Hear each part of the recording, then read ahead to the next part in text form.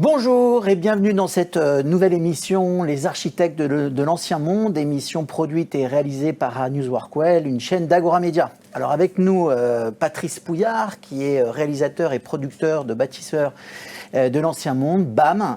Bonjour Patrice.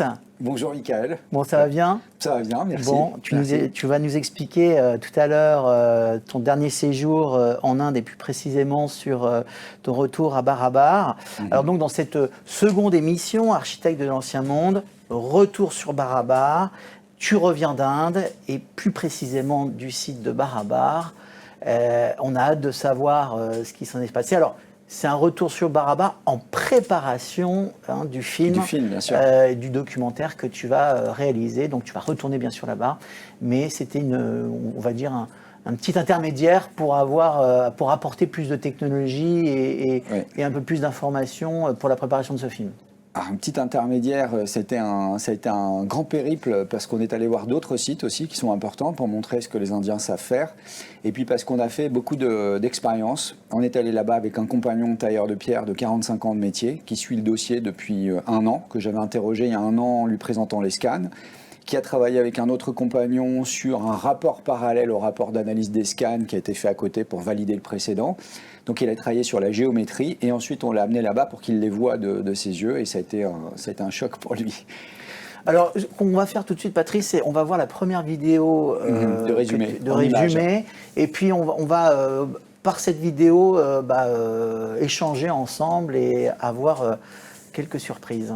Oui, après on va la regarder. Alors la bande son a été enregistrée en live par une chanteuse indienne à l'intérieur d'une des chambres.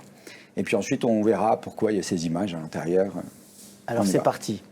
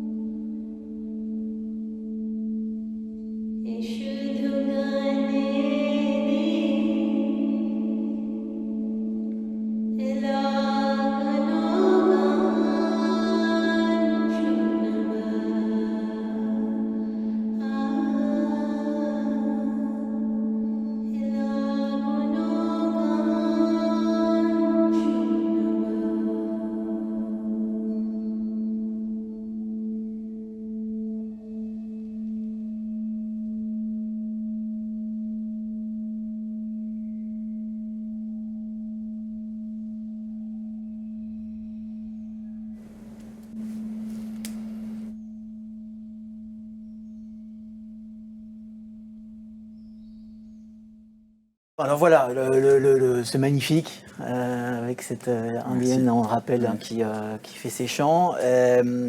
Moi, la première question, quand je vois tout ça, avant de regarder site après site, quand tu es revenu là-bas, est-ce que tu as eu des outils technologiques un petit peu différents, type laser, je crois qu'il y avait des rugosymètres, etc.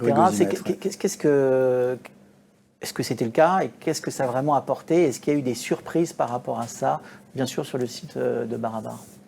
Ouais, on est allé avec, on a mesuré les inclinaisons, donc on avait un appareil pour mesurer les angles. Alors tout ça, c'est les informations qu'on avait obtenues avec le scan 3D. Et on a refait plein de validations à l'intérieur et puis on a tout filmé pour montrer. On avait un comparateur de surface, on avait des télémètres évidemment, enfin toutes sortes d'outils. Et on est allé avec un compagnon, donc comme je disais, pour que lui puisse voir. Et ensuite avec un ingé son très particulier pour faire des expériences. Alors il y a eu des tas de tests sonores, parce qu'on est resté vraiment plusieurs jours. Et tous les jours, on a fait des tests. On a fait des tests dans les chambres. Voilà, je vais en parler un petit peu. Donc, plus de technologie, plus de matériel et en même temps plus de compétences humaines, compagnons, ingénieurs du son, etc. C'est ça. Et puis donc, surtout, ça a confirmé ce que tu avais vu, ce qu'on voit dans le film que tu avais décrit, et puis dans la première émission Architecte de l'Ancien Monde. Ça s'est confirmé et peut-être des choses nouvelles. Si tu veux, ça s'est confirmé, on le savait avec les scans, on a des résultats. Maintenant, on a 3 rapports d'analyse des scans à partir des données brutes. Donc, il y a le scan 3D, tu es dans quelque chose que si n'importe qui passe là-bas avec un scan 3D, il obtiendra les mêmes résultats que nous. Donc, bon, tout ça, ça sera, comme j'avais dit, publié à la sortie du film, toutes les datas. Donc, on savait. Mais il y a une chose entre savoir, si tu veux, dans la théorie, et ensuite le voir en vrai. C'est ce qui s'est passé pour le compagnon. Il avait une connaissance théorique qui était vraiment importante. Il connaissait les rapports de scan. Il avait travaillé avec son ami. Mais quand il les a découvertes sur place, il a été choqué par ce qu'il a vu. Parce que, justement, elles sont uniques au monde et que ça défie la raison sur les méthodes, les moyens et les méthodes qui ont été employés pour arriver à ça. Alors, ce qui est tout à fait intéressant dans ce petit film-là qu'on vient de voir, c'est qu'on voit un certain nombre de sites en Inde, donc avec évidemment des technologies, du savoir-faire, mais on voit une vraie différence entre ces sites au démarrage qu'on a pu voir, comme le site d'Ajanta, etc., et qui sont créés, qui sont fabriqués, construits bien après les chambres de Barabar. Alors, c'est quoi l'analyse? Qu'est-ce que alors justement, c'est important de le voir parce que l'Inde, en plus d'être un pays extraordinaire, vraiment, plus j'y vais et plus je le découvre, et c'est vraiment une terre incroyable, très, très contrastée, très difficile. Les Indiens font partie des meilleurs tailleurs de pierre au monde et ils le prouvent avec ces sites comme le site d'Ajanta et ensuite le site d'Ellora qu'on est allé visiter, où là par exemple on voit sur cette image que c'est une gigantesque falaise de basalte dans laquelle ils sont allés découper alors pour se représenter les volumes, hein, c'est l'équivalent de parking aérien sur 2-3 niveaux. Il y en a une trentaine sur chacun des sites et c'est entièrement taillé dans la roche. Il n'y a pas de pièces rapportées, il n'y a pas de blocs. Ils viennent et ils font des portiques comme ça. Donc là, tout ça, c'est découpé. Il n'y a rien qui est remis, décoré, etc. Des salles à l'intérieur avec des sculptures, des colonnes. Donc ça, on rappelle, hein, c'est moins 200 avant Jésus-Christ concernant pour le site Ajanta. De moins 200 à plus 480. Tu vois, ça s'est étalé sur 700 ans. C'est un minimum vu la taille. Comme les cathédrales et tout ça. Ouais. Et donc voilà, il y a des choses qui sont vraiment très très spectaculaires à l'intérieur, mais quand on s'approche et qu'on regarde d'un peu plus près, on voit que tout n'est pas complètement fluide et harmonieux, et on est vraiment, comme le disent les compagnons, dans du travail qui contente l'œil. C'est très beau, tu vois la petite rosace là qui est en haut, elle est très bien gravée, c'est joli, mais c'est pas Barabar. Tu vois, les colonnes, on voit des détails. Alors déjà, ce qu'on observe, c'est qu'il y a des motifs partout, il y a des décorations partout.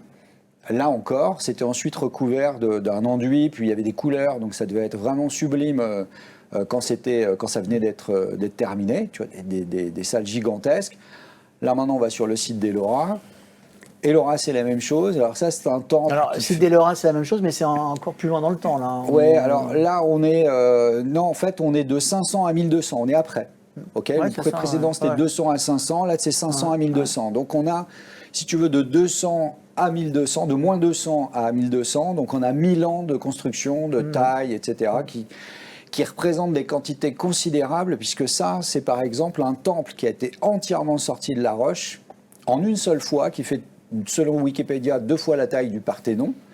Et voilà ce qu'ils ont fait. Ils ont découpé et ils ont sorti un temple de cette complexité-là, avec des statues, des tourelles. Enfin, voilà, c'est un travail de titan. C'est des salles qui sont gigantesques, complètement découpées. Tout ça, je le rappelle, aucune pièce rapportée, c'est entièrement sculpté. Et on voit ici jusqu'où ça s'étend. Donc ça part d'ici.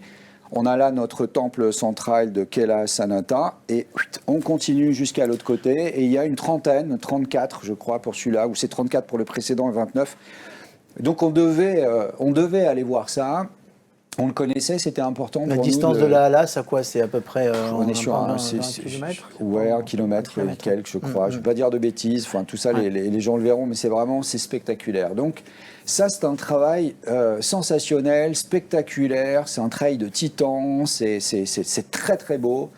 Mais on est dans du travail qui compte l'œil, puisque là, par exemple, on a pris juste un télémètre. On le pose sur le socle d'une colonne, le piédestal, et puis de l'autre côté, on voit que le rayon, il va taper, on est à quelques centimètres au-dessus de l'angle. Ouais, mais c'est pas asymétrique. C'est pas symétrique, c'est pas exactement en face, c'est pas complètement plan, etc. Alors, on rappelle quand même, ces sites sont extraordinaires à voir, c'est magnifique, c'est beau, c'est une beauté. Si on va là-bas, il faut les voir. C'est un travail exceptionnel, mais c'est pas le même. C'est pas le même. C'est pas le même. Et d'ailleurs, on voit les encadrements de portes, là, par exemple, c'est un détail. On voit bien qu'ils ne sont pas hyper précis, les angles en bas ne sont pas complètement définis, tout n'est pas complètement plan, et c'est rectangulaire. Toutes les ouvertures sont rectangulaires, alors que ce qu'on observe à Barabar, c'est trapézoïdal. C'est un détail de plus. On a vu cet objet-là, donc ça c'est le reste d'un des piliers d'Ashoka, qui est le roi, celui qui était en règne et qui serait le commanditaire des chambres de Barabar. Qui a fait édifier des piliers comme ça, qu'on voit mieux là ici, sur lesquels il a gravé des sortes de commandements, ces édicts, des commandements philosophiques. Donc ce sont des piliers qui sont brillants, polis, complètement lisses, avec des inscriptions. C'est très joli, c'est en grès. Et si la partie qu'on avait... C'est quoi les inscriptions là C'est des espèces de commandements philosophiques en fait. C'est vraiment des conseils de vie, on va dire. C'est pas comme les commandements bibliques qui sont tu ne feras pas ci, tu ne feras pas ça, c'est plutôt tu feras ci, voilà, des règles de comportement et de savoir-vivre.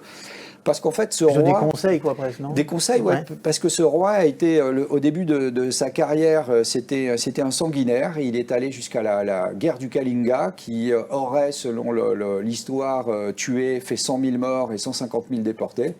Il aurait pris conscience de la violence de la guerre et après ça, il serait devenu une autre personne. Il aurait apporté, en tout cas, poussé le bouddhisme en Inde. Donc c'est vraiment un roi fondateur.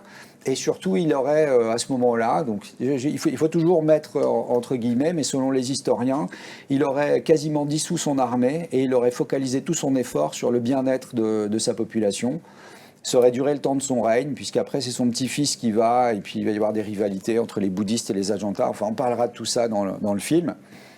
Toujours est-il que ça, c'est le fameux Polymoria. Donc on nous dit parfois, mais oui, il savait polir. Oui, polir un pilier, polir une chambre, c'est pas du tout la même chose, c'est pas le même travail. On est allé voir ça, donc, ça s'appelle Son Bandar. C'est une autre chambre qui aurait été faite 700 ans après, selon l'histoire, 700 ans après les chambres de Barabar. Donc on voit à l'intérieur que c'est pas la même. C'est pas le même travail. Alors on le voit mieux là, on va dire 700 ans avant, 700 ans après, et là en avant-après qu'on met ici. Donc ça questionne le sens du progrès, l'évolution des techniques. Ça montre que on peut rapidement perdre les choses, et surtout que les gens qui ont fait Barabar font partie des tailleurs d'élite. Et que c'était très peu répandu, puisqu'il n'y a que Barabar et Nagarjuna, il n'y a que ces sites-là. Il n'y en a pas d'autres. Et après, on a beau savoir sculpter la roche et le faire de manière somptueuse, comme on a vu dans les temples, on n'est plus capable de faire ça. C'est un autre travail. C'est ça que je veux montrer avec ces exemples-là. C'est un tout autre travail. Ce qu'on voit à droite et ce qu'on voit à gauche, ça n'a rien à voir. À gauche, c'est complètement précis, symétrique, etc. À droite, c'est très brut. Et puis d'ailleurs, il y a une petite fenêtre aussi qu'on ne trouve pas dans les chambres de bar à bar. On voit les parois d'un peu plus près. À gauche, hein, on a des parois qui sont polymiroirs, lisses, planes. Et puis à droite, bon bah voilà. On est allé voir une autre chambre, on a mis longtemps à la trouver, à la localiser. C'est une cinquantaine de kilomètres du site de Bar, elle s'appelle Sitamari. Donc là on le voit, c'est un rocher sur lequel il y a une addition, une espèce de temple beaucoup plus récent. Donc à l'intérieur on voit ça, on ne pourra pas la scanner celle-là hélas parce qu'elle est habitée entre guillemets par un prêtre. Il y a des rituels qui sont faits dedans. Elle semble de même facture que les chambres de Bar. Elle est toute petite. Voilà.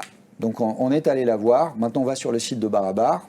Donc ce dos de baleine, cette formation granitique gigantesque dans laquelle ont été sculptées, taillées 3 chambres. Alors on rappelle les sites de Bar, les chambres de Bar, on estime ça à moins 300 avant Jésus-Christ. Ouais, c'est ça. Ça c'est un scan 3D. Donc on les avait scannés de la première qu'on voit en arrivant sur le site.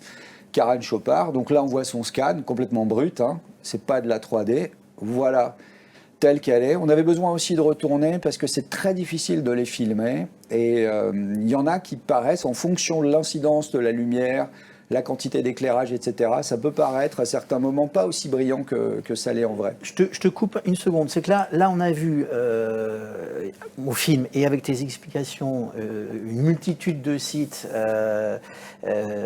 proches des chambres de Bar, comme on a donc en Inde, avec évidemment des choses totalement différentes. Quels que soient les sites, il n'y en a aucun qui ait l'exactitude des chambres de Bar. Ouais, aucun. Il n'y a pas de polymiroir, etc. Il y a des interrogations au niveau du son que tu n'as pas retrouvé dans les autres temples parce que tu n'as pas les mêmes sons. Il y a des jolies acoustiques. Alors ça c'est autre chose parce que l'acoustique qu'on a à l'intérieur de Bar ne veut pas nécessairement dire que c'est intentionnel. Et c'est là-dessus qu'on travaille. Et c'est pour ça qu'on est retourné faire toutes ces analyses audio.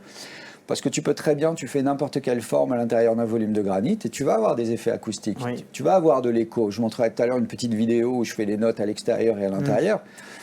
Donc il va se passer quelque chose. Tu vas dans une grotte, comme Lascaux, et tu fais des vocalises et absolument, tu vas avoir un effet de réverb. Maintenant, l'idée c'est de déterminer si oui ou non c'est intentionnel. Il y a des pistes qui nous montrent que ça semble se diriger vers les fréquences sonores. On en avait parlé lors de la précédente émission. On a des parois qui sont très légèrement inclinées, donc ça joue sur la propagation. On a un polymiroir, ça joue aussi sur la propagation. On a des voûtes. Les compagnons ont attiré notre attention sur le fait qu'une voûte, à la base, a une utilisation qui est structurelle. Ça sert à supporter le poids de l'édifice au-dessus, ça sert à faire des plafonds. Or là, puisqu'on est à l'intérieur du rocher, on pourrait avoir des toits, des plafonds plats, avec n'importe quelle forme. On n'est pas obligé d'avoir ça. Or, ils ont taillé ces voûtes avec une précision. Parfois, c'est plus complexe qu'une simple portion de cylindre. Et ils ont taillé ça avec une précision absolue, en tout cas par rapport à ce qu'on peut faire ici-bas, on va dire. Et ça joue sur la propagation du son à l'intérieur. Et la symétrie joue sur la propagation du son. Et il y a très peu de lumière à l'intérieur. Donc, pour toutes ces raisons-là, on a travaillé sur le son. Maintenant, ce sur quoi on veut statuer, c'est l'intentionnalité. On a découvert dans la géométrie des choses, là, des indices, c'est plus que des indices, ce sont des faits, qu'on montrera dans le film, qui nous donnent à entrevoir le niveau réel théorique, mathématique des gens qui ont fait ça. Et ça, c'est incontournable et en même temps, ça permet de considérer. Donc, on n'est pas étonné, si tu veux, par rapport... Parce qu'on a trouvé des choses en son. Hein. On a passé du temps là-bas. On a fait des premières sessions. Je ne veux pas en parler parce que c'est pareil. Ce sera dans le film. On montrera déjà comment on a procédé, etc. Puis là, on est maintenant en validation. C'est dans le film, un petit teasing. Il y a des découvertes marquantes. Ouais, il y a des découvertes. Là, cette image-là, parce que c'est vrai que ce petit teaser, il peut paraître complètement hermétique à ceux qui ne connaissent pas du tout le projet. Qu'est-ce que c'est que cette machine ? Qu'est-ce que ça fait là ? Qu'est-ce que ce 0,466 nous indique ? C'est le fameux rugosimètre. Le rugosimètre, qui mesure avec la petite pointe en diamant qui est montée sur ce petit bras là en haut, qui mesure un état de surface et la différence de... c'est un comparateur de surface en fait, le point le plus haut, le point le plus bas. Et là, donc on est en micron, c'est 0 micron ou micromètre. 0 micromètre, 466, c'est ce qu'on trouve, c'est mieux. Alors, tu sais, on avait diffusé une vidéo la dernière fois, et justement, peut-être pour ceux qui n'ont pas vu et qui ne connaissent pas, je veux remettre ce petit extrait-là, qui est vraiment significatif et qui fait que dans le monde de la technique et de la technologie, les gens, quand ils voient ça, ils comprennent tout de suite de quoi on parle. Avoir passé leurs parois au rugosimètre et avoir scanné ces chambres. On va faire une mesure sur un marbre donc fabriqué par un procédé industriel, donc qui va être rectifié et donc c'est du granit. On va lancer notre mesure tout simplement. On peut en même temps voir la valeur de RZ de 9,492. Ces marbres sont faits par des machines en fait.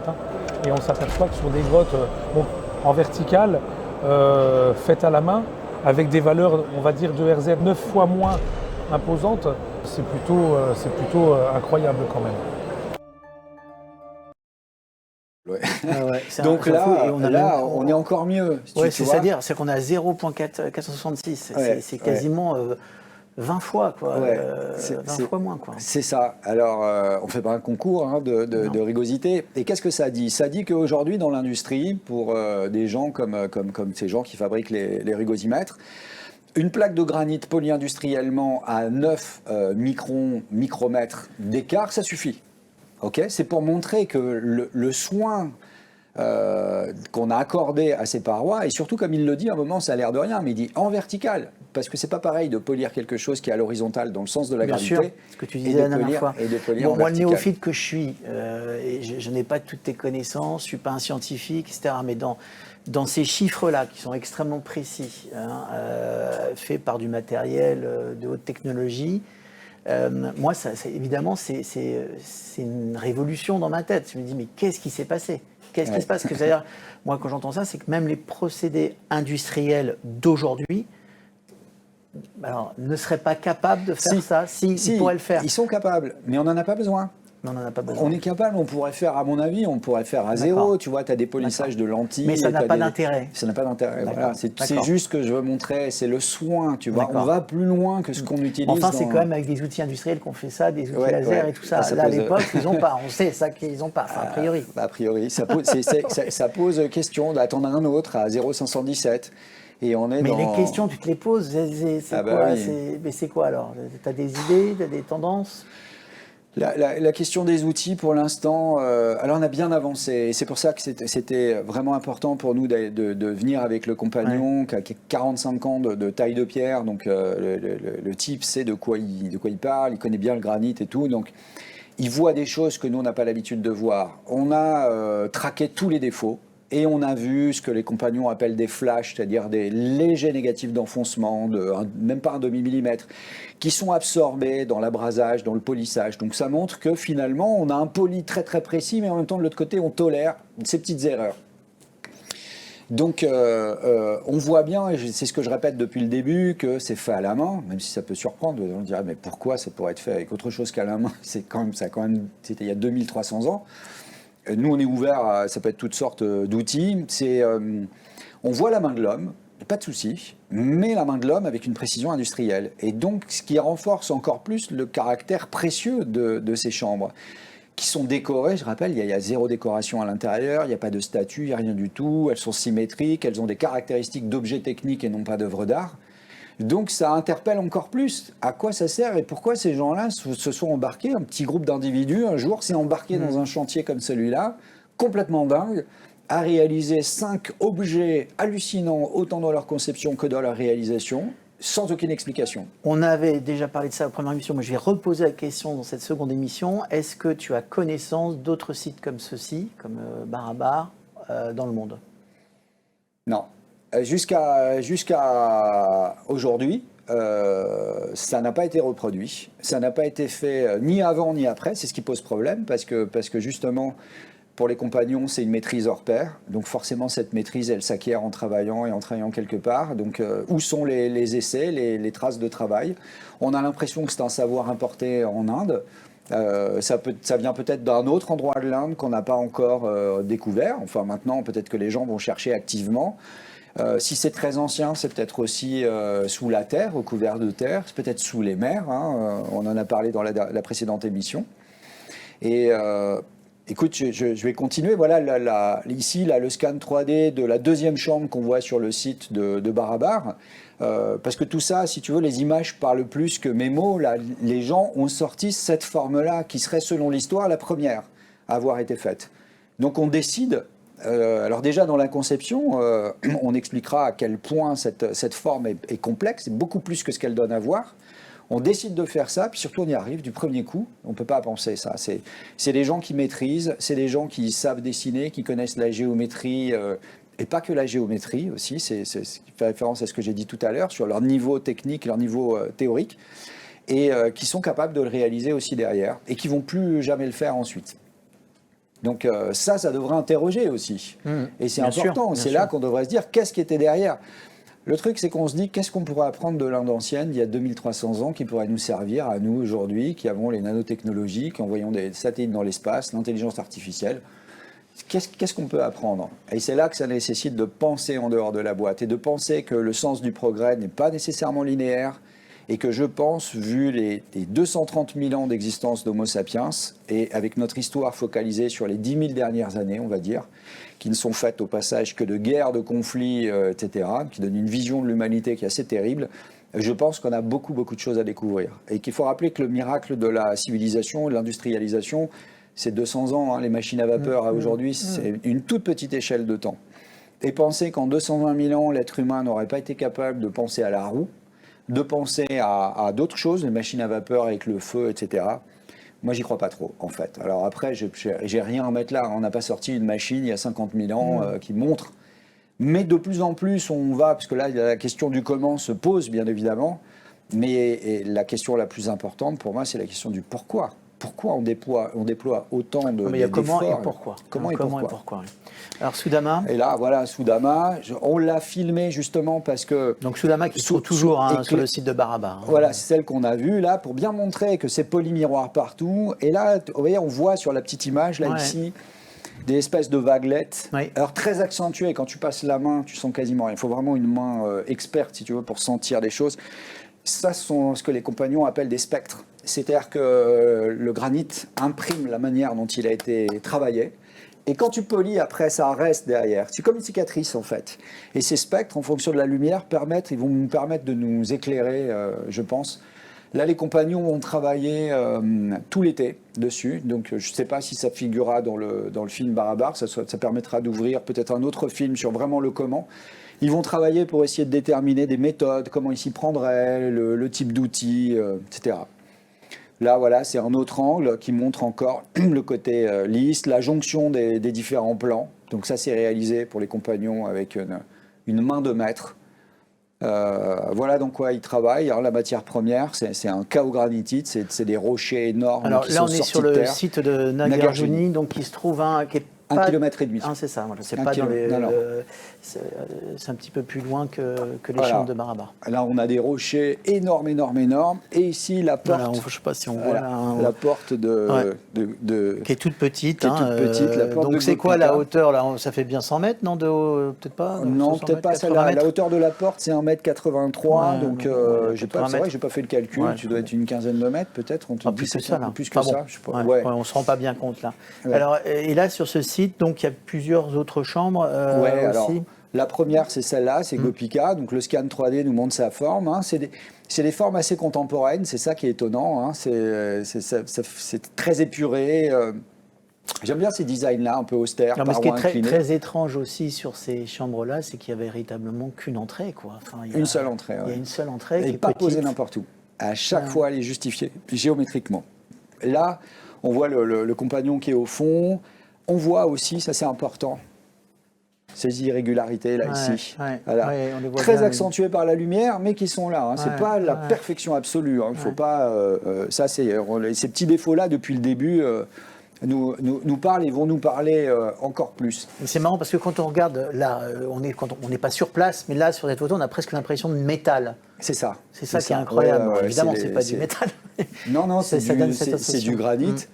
Alors ça, qu'est-ce qu'on montre? C'est que les parois, en plus de cette espèce de tic-tac géant, en plus d'être très légèrement inclinées, c'est très légèrement incurvé aussi, en miroir, en symétrie, longitudinale, transversale, donc c'est un truc de dingue. C'est la portion d'un cône de 130 mètres de rayon, donc 260 mètres de diamètre. Voilà, c'est deux portions de cône qui se font face.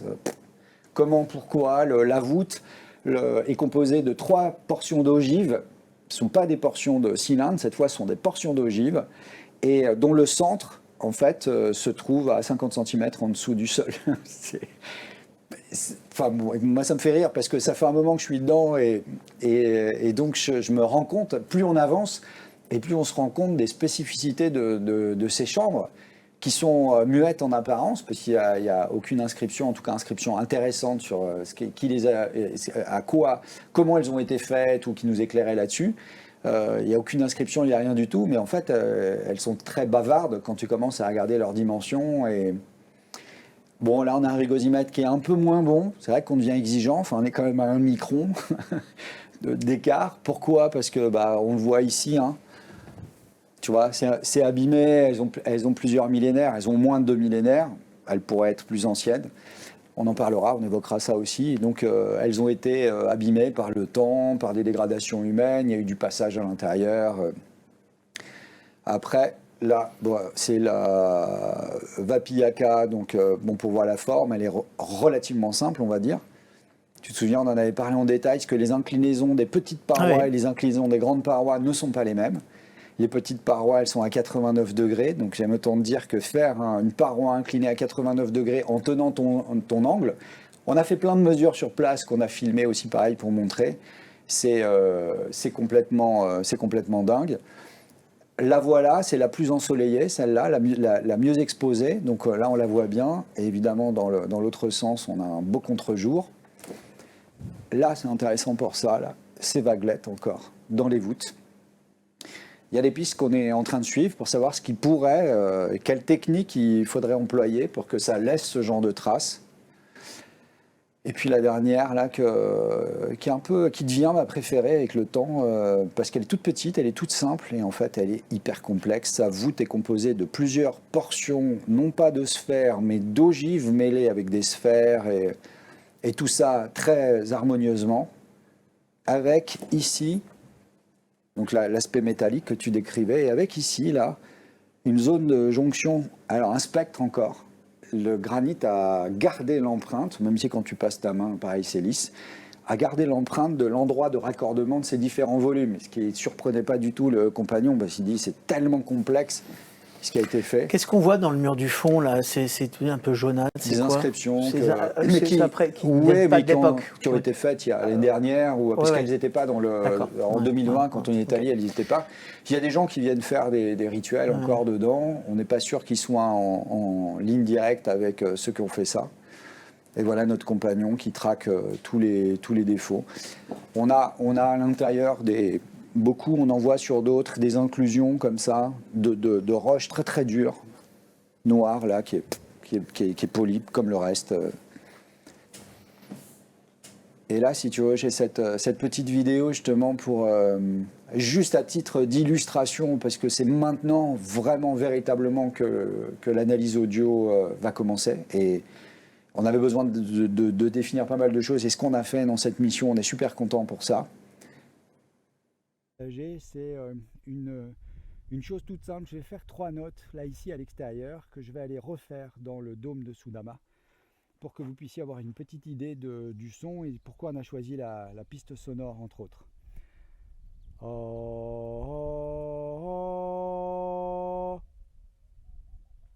Et maintenant je vais aller le faire à l'intérieur.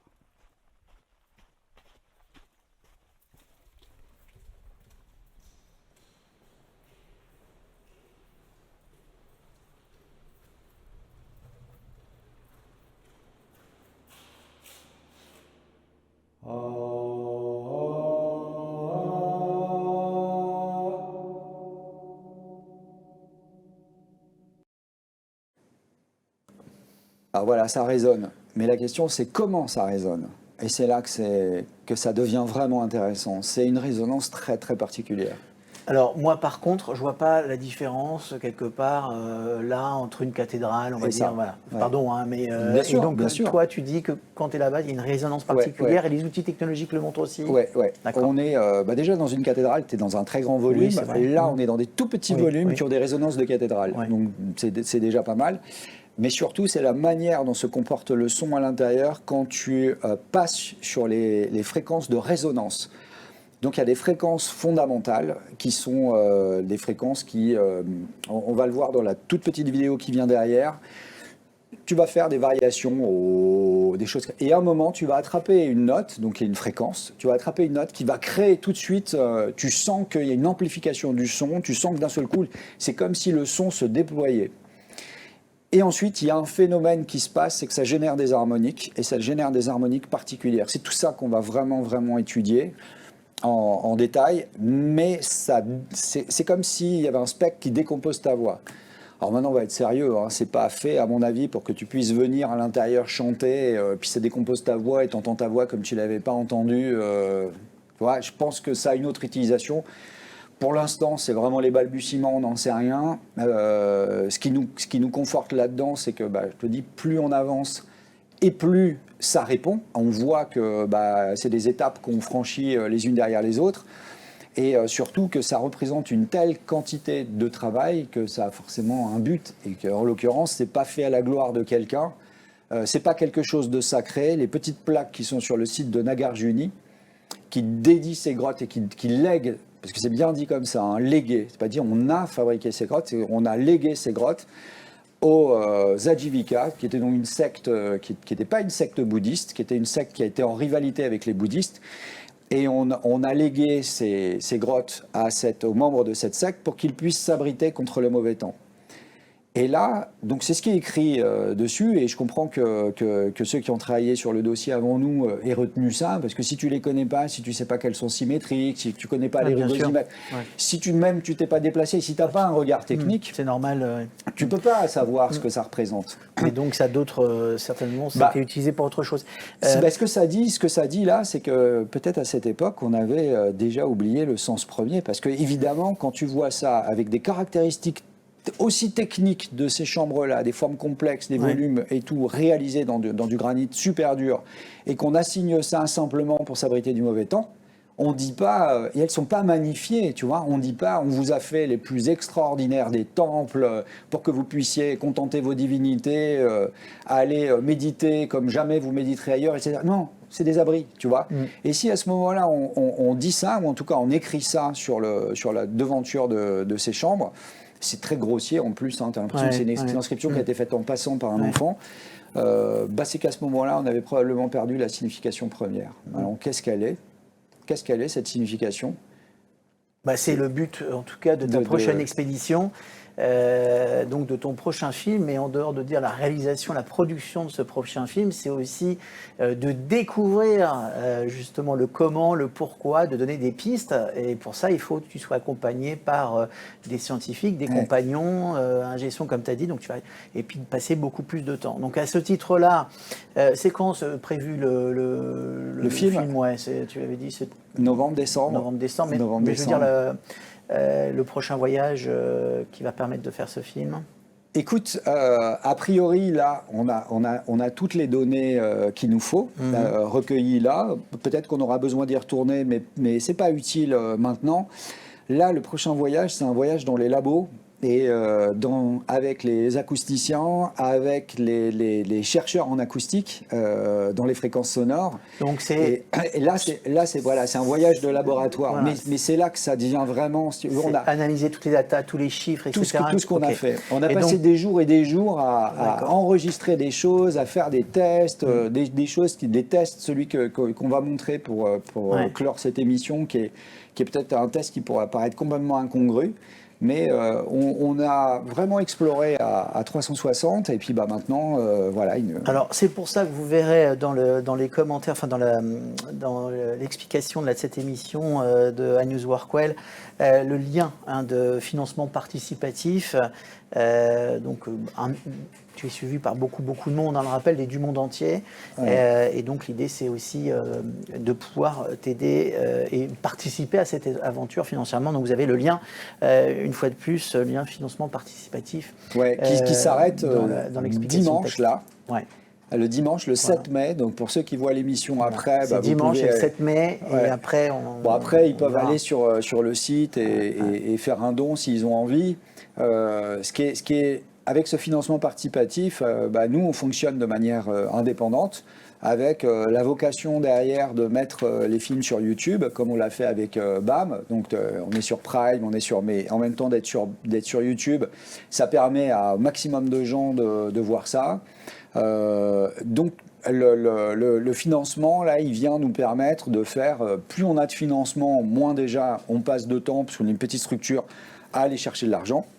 Donc c'est plus de temps qu'on passe au film et ça nous aide à faire le meilleur film possible parce que c'est juste comme ça qu'on fonctionne. Et c'est aussi une sorte de club qu'on monte, puisqu'on a eu sur le précédent financement 1000 contributeurs. Sur Bâtisseurs de l'Ancien Monde, on avait eu 3000 contributeurs. Là, on a, je sais pas moi, 600 ou 700 personnes. On se réunit. Le montant là, pour tout ça, ce serait quoi l'objectif pour Écoute, on essaye de récupérer le plus possible, parce que plus on a et plus on est à l'aise. Là, on avait un premier palier qui était à 30 000 € qu'on a atteint. Là, on est proche au moment où je parle, on est proche des 50 000 €. Ça termine dimanche. On verra jusqu'où les gens ont envie d'aller. Et après, derrière, nous, on a nos contributeurs qui sont à part, avec lesquels on organise des Zooms tous les 2 mois à peu près. Ça, on ne l'a pas mis dans les contributions parce que c'est un truc qu'on fait plutôt pour discuter, expliquer là où on en est, ce qu'on a fait, qui on a rencontré. Ça permet de récupérer les questions et tout ça. Et évidemment, qu'on donne des avantages de plus à ceux qui nous aident. Parce que ça semble normal, c'est des gens à un moment qui se disent, qui n'attendent pas que en fait le film soit fait et qui disent écoute, moi je vais mettre un petit peu d'argent pour les aider. Et puis je dirais que c'est aussi la satisfaction de participer à un projet de recherche collective, parce que nous on a notre cerveau collectif qui fonctionne bien, qui s'enrichit à chaque fois avec des gens qui viennent en plus. Et puis voilà, qui font que on se retrouve là avec un compagnon et tout. Donc ok, voilà. Petit mot de conclusion avant de clore l'émission, tu voulais...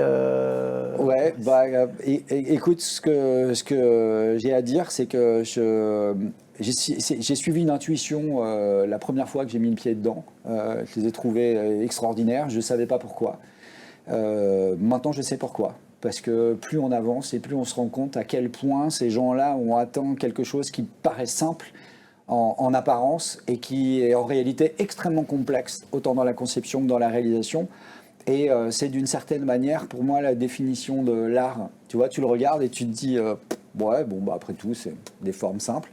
Et puis en fait, quand tu te rends compte du process qui t'amène à ça, et j'ai beaucoup d'admiration et de respect pour les gens qui ont fait ça, pour ceux qui se sont embarqués dans un tel défi, et qu'ils l'ont réussi haut la main. Et je suis sûr que le but, et ce pourquoi ça a été fait, c'est quelque chose qui pourrait nous être très, très utile.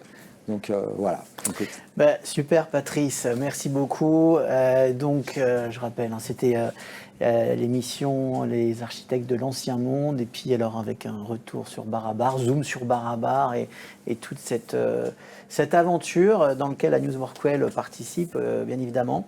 Merci à toi Patrice. J'espère que la prochaine émission qu'on aura, on aura soit l'ingénieur du son ou un compagnon avec toi, qui serait intéressant de savoir ça. Et puis on essaiera aussi après le film d'aller peut-être sur d'autres sites aussi, de regarder un petit peu tout ça, l'histoire. Okay. Un grand merci Patrice. Merci à toi. Merci beaucoup, merci à tous. C'était Architectes de l'Ancien Monde, émission produite et réalisée par A News Workwell avec le concours donc de Patrice Brouillard. Merci beaucoup, à bientôt, au revoir.